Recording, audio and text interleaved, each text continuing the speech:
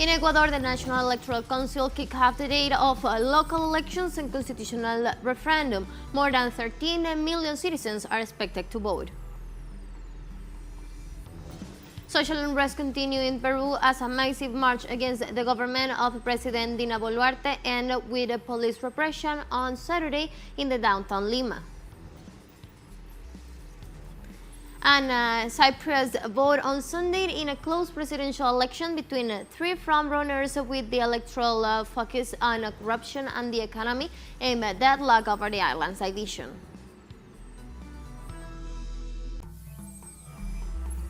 Hello, welcome to From the South. I'm Ana Marrero from the TeleSUR headquarters in Caracas, Venezuela. We begin with the news. Stay with us.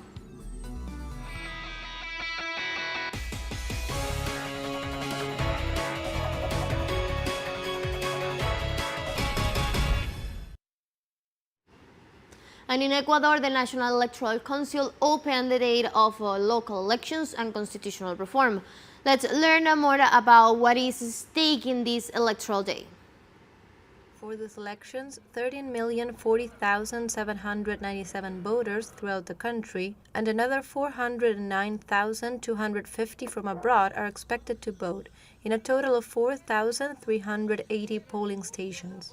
Ecuadorians will renew a total of 5,633 authorities, divided into 23 prefects, 23 deputy prefects, 221 mayors, 868 urban councillors, 437 rural councillors, and 4,084 principal members of local councils. At the same time, voters will have to answer to a referendum promoted by President Guillermo Lasso, which seeks to authorize the amendment of several articles of the Ecuadorian Constitution through 8 questions on political, social, and environmental issues. This consultation is rejected by social movements that claim that it is a maneuver that does not provide solutions to real problems such as unemployment, education, health, and the insecurity crisis. Those who are critics of the executive add that the election seeks to distract citizens' attention from structural problems such as public safety and the prison crisis. Sunday's constitutional referendum promoted by President Guillermo Lasso has been strongly questioned by social organizations in the country. Among the most controversial issues are the extradition of drug offenders and the reduction of numbers of legislators. Representatives of several social and union organizations signed a document on their commitment to vote no to the questions posed by the executive. One of their main arguments is that the referendum was arranged without participation of social sectors and that instead of solving the country's grave insecurity problems, they pose a threat to social parties. The referendum also proposed to set a minimum number of militants for political movements, as well as the modification of the selection proposed of control authorities.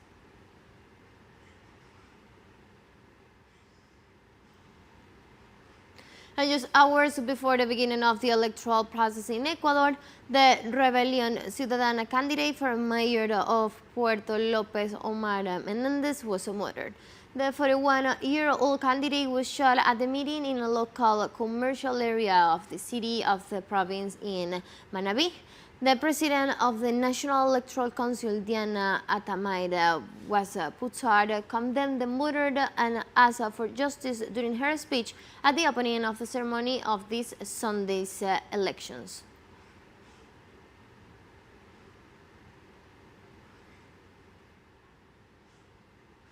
On the prosecutor's office to intervene in these events, to investigate them, as they threaten the peace and quiet of the Ecuadorian people and affect our democracy. And during her opening speech, the president of the National Electoral Council of Ecuador also said that the National Security Committee is active to ensure a smooth voting process. As electoral authority, it is our duty to guarantee the success of this day, and we inform the country that the National Security Committee is active and permanent in order to ensure order and security during the process. Therefore, I invite you to vote for a stronger democracy. Diana Tamais Waspusard also called on citizens to turn out to exercise their right to vote this Sunday. Ecuadorians have the opportunity to write a new page in the democratic history of the country, because the vote is a powerful act through which citizens will elect the leaders who will set our territories on a path to justice, equity, inclusion, and prosperity. And today it is an election Sunday in Ecuador where not only more than 5,000 local authorities are elected, but it is also a day of a constitutional referendum conducted by the government. To learn more about what is happening in the South American country, we contacted with Dr. Yvonne Tills, international expert in law. Welcome, Dr. Yvonne. How are you? I'm very well, thank you. Happy to be here. Welcome to From the South. We want to know about the sectional elections. This election date has been marked by political violence. What is the reason for this situation in Ecuador? What is the expectations of this situation and the results of the elections? Well, there are two big processes that are being carried out right now today. One of them is the sectional elections, where people are voting for their next representatives for the following 4 years, the sectional authorities. But also, maybe one of the biggest process that is running right now is regarding the referendum, because what the government is launching through this referendum are eight questions, but mean substantial changes to some of the crucial issues regarding some of the constitutional dispositions. For example, regarding extradition, regarding some division of powers. For example, in the office of the national prosecutor as well. So that means that substantial political movements can come depending on the results of the referendum. All right, all right. And the importance of these sectional elections, in your point of view, what do you consider is the main point of this for the people, for the Ecuadorian people? Because there is a main point of these elections and the results of them. Yes, definitely. One of the main things we have to take into account is that since the government has been in power, there has been a very strong and tight political tension between government, between opposition, and between some other political groups. There hasn't been a good governance. The government hasn't been successful in achieving what the government proposed or established as a line of government. So, in that sense, this sectional elections could represent a big threat to the government's plans regarding the other groups, the other political groups that may or stay in power or regain some control, some power that was lost in the last presidential elections. I'm talking, for example, about some of the strongest political movements during the first years of this millennium, for example, that were in power. So that means that depending on the results that we have, that means that governance is gonna continue in I think in a constant tension, and that could mean also a big threat for the permanence of the government. That's a really good point. And about the referendum, on the referendum proposed by the Guillermo Lazo's government, does it really address the country's main problems? And what is the government seeking with this initiative? What is their main point with this initiative? Well, it seems that one of the things, at least what has been presented, is regarding security. We all know that the country is facing serious security threats. So that means that, for example, regarding the figure of extradition, that means that maybe, or the government has established, it will be like some kind of relief regarding some of the management of the security issues. That has been the line of the government. However, what we have seen in the questions is that there are some big changes regarding, for example, social security. Some of the there's a council. I'm going to say this in Spanish, Consejo de Participación Ciudadana.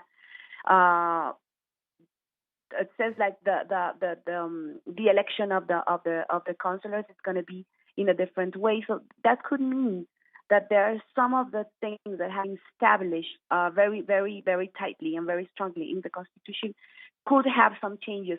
So that maybe that gives a more wider political maneuver for the government. Yeah.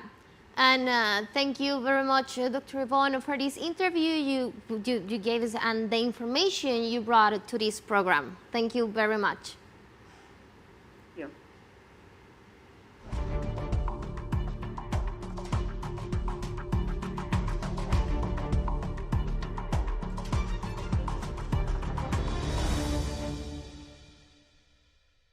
And shifting topics, social unrest continues in Peru as a massive march against the government of President Dina Boluarte and with police repression on Saturday in downtown Lima.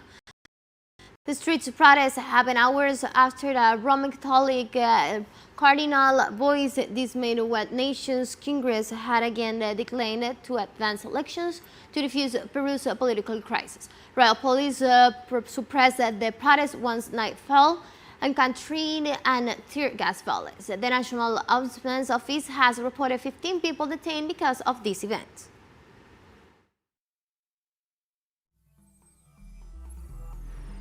Let's take a very short break now, but remember you can follow us on our TikTok account as TeleSUR English. Stay tuned for more news.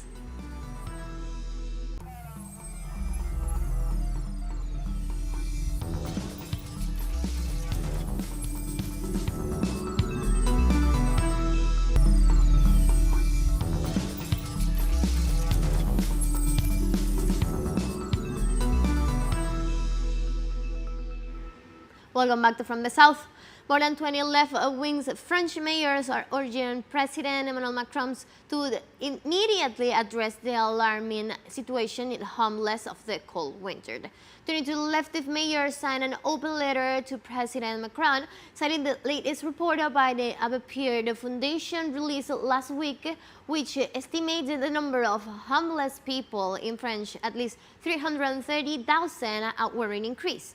The officials said they cannot remain indifferent to the situation that it seems every day and that is this winter is alarming.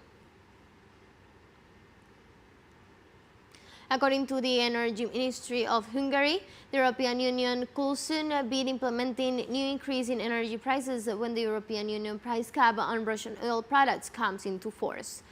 97% of the Hungarian population is against imposing new sanctions on Russia, for it will lead to higher energy prices and fuel shortages. Since June 2022, the European Union imposed sanctions including a ban on the imports of Russian hydrocarbons. According to the Hungarian Ministry of Energy, half of the energy and fuel used in all in Europe comes from Russia, so it opposes any more sanctions. Russia sent a meteorological satellite on the electoral branch into a low Earth orbit. The device will send images 24-hour data and update meteorological data every 15 to 30 minutes, thus helping to improve weather forecasts and provide an early warning of storms and other emergency situations device. Roscosmos Cooperation estimates reported that the Promptem rocket carrying the electoral satellite number 4 lifted off shortly after noon from the Baikonur space base on the territory of Kazakhstan, and 10 minutes later propelled the satellite into a distant orbit from Earth by about 35,800 kilometers. This is the first space launch in 2023 on Roscosmos schedule and will be followed by 2 more in February and the 3rd in March. So also from Kazakhstan in the context of International Space Situation Program.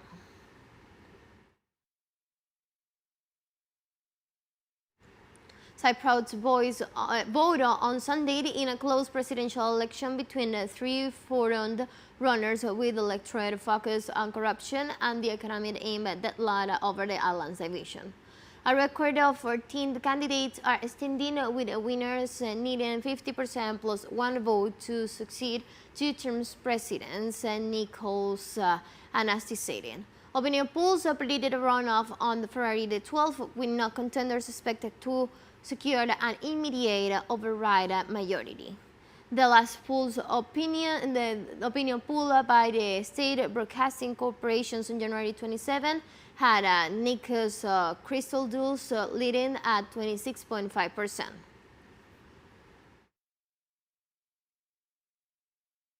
All in all, it was a successful presidency, having in mind that the economy grew and came out of a big crisis. But certain issues regarding corruption have arisen that need to be addressed by the new president, and also continue the reunification process. What the new president has to focus on is the economic side. That's where we have most of the problems. That's why people are more angry, as we may say. But with the immigration or the Cyprus problem, unfortunately, it's not in our hands. I wish it was, but it wasn't. At least 12 people have been arrested in Lebanon, accused of speculating with the country's currency, causing it to plunge against the US dollar. On Sunday, the Police Information Division reported on multiple arrests in several regions of the country. The arrest came after Attorney General Gassam Oidard asked the judicial body to investigate a illegal and speculative exchange operation, which, in his opinion, have caused a deterioration of living conditions for the Lebanese people. The official exchange platform Saudi Rafa has increased this week to exchange rate to 42,000, while informal market have risen to 63,000 pounds per dollar. We have more news coming up after this financial break. Don't go away.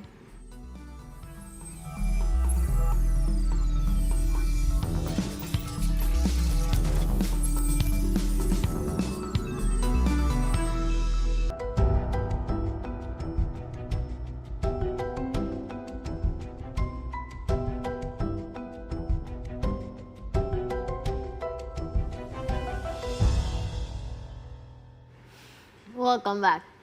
In China, major water projects set record figures for water transferred to the most vulnerable areas in times of drought.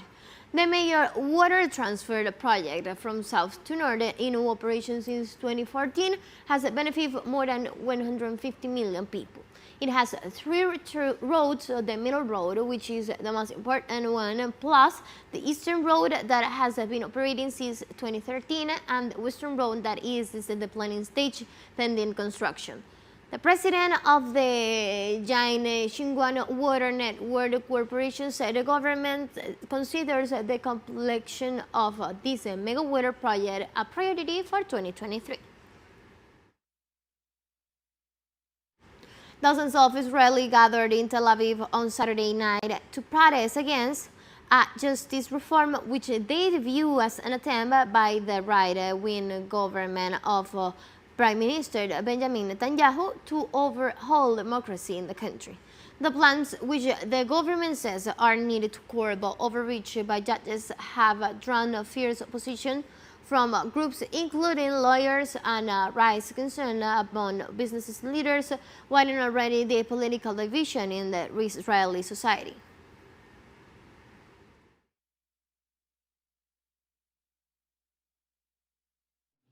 All the Israeli have to go out because in 1 year, in 2 years, if they succeed, this government succeeds to do it, it's going to be very bad in Israel. They can do things that makes worse for Israel. And another thing, if the people of Israel is not going to do it, people are going to suffer here. People cannot stop. We cannot go back. We have to look forward. We cannot let them do whatever they want to do to change the democracy here in Israel. Pope Francis appealed on Sunday to the people of South Sudan to lay down their weapons of entering an open-air mass to the final day of its pilgrimage to the country hit by violence and poverty. Large crowds of ecstatics worshippers streamed into the John Granser Mausoleum in the capital Juba to see the pontiff who has made peace and conciliation the theme of the three-day trip to the world's newest nation. In his speech, Pope Francis also hoped that the people of South Sudan, a country that has been at war for about half of its young life, will build a conciliated future.